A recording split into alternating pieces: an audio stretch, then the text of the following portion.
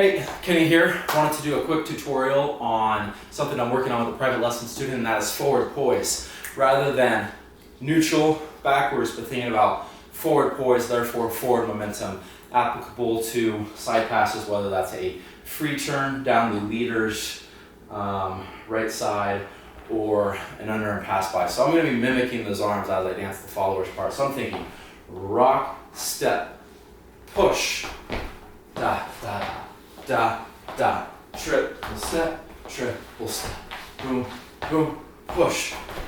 Yeah, and as a result, this should also make me lighter in the connection because I'm dancing my torso into my arm rather than depending on any signaling from the leader in this case. So again, this can be done out of swivels or rock steps. I'm going to rock step. I'm thinking rock, step, push, triple step, triple step, step, step, push, triple step, triple step. Also, this is very similar to advice that Nina Gilkenson gave a partner of mine when working on their swingouts, and that was thinking about falling. So context there, da, da, push, triple step, step, step, triple step.